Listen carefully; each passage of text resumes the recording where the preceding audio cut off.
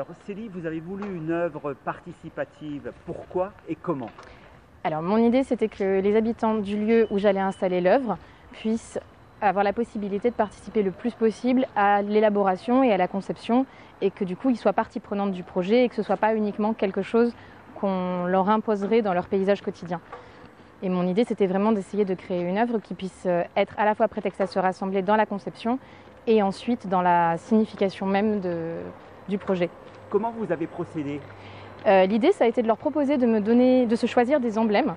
Donc les dessins que vous voyez sur les différents mâts, ce sont tous des dessins qui ont été choisis par des habitants et aussi par les artisans qui ont travaillé sur ce projet. Et c'était une manière de se choisir un blason ou un emblème et quelque chose qui les représente et qui leur tienne à cœur. Et qui du coup, dans cette espèce de rassemblement de choses, de signification personnelle, d'arriver à créer du collectif, d'arriver à créer une œuvre collective avec des éléments qui leur soient personnels. Du coup, ce qui était un peu touchant, c'est que les gens m'ont proposé toutes sortes d'emblèmes et il y avait des choses qui étaient très personnelles, il y avait des choses qui étaient plutôt par rapport à l'endroit d'où ils venaient ou des choses qu'ils aimaient.